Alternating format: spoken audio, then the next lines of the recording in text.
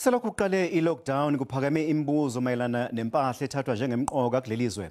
Izimpahla ezazingavunyelwe ukuthengiswa okwabe kuyizimpahla zokugqoka zezingane manje sezivunyelwe ukuthengiswa. Manje umbuzo uthi ingabe isibani sogesi globe simqoka amakhandlela noParrafin khona. Ukugcwalisa igesi khona kumqoka. Nansi impendulo kulombiko olandelayo. Kuvalwe ukusebenza kwezinhlaka ezithize zezwe. Okokuqala nqa emlandweni kusukela elakuleli lakhululeka.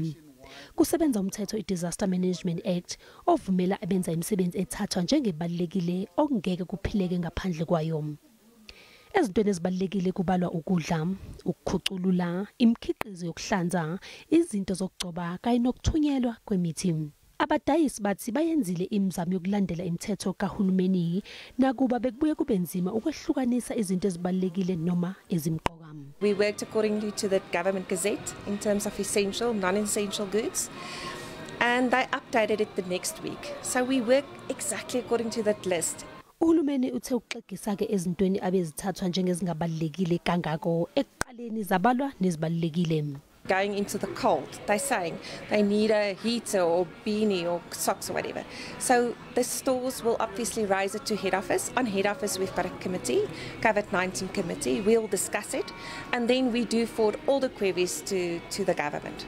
Abe Business Unit South Africa basemkhankasweni wokuguqula imikhakha yezomnotho okufanele ivulwe. It's not just a question of what is an essential good. It's also a question of what do we start opening up now that will enable us to post the crisis, ramp that up significantly so that we get back onto an economic growth path, right?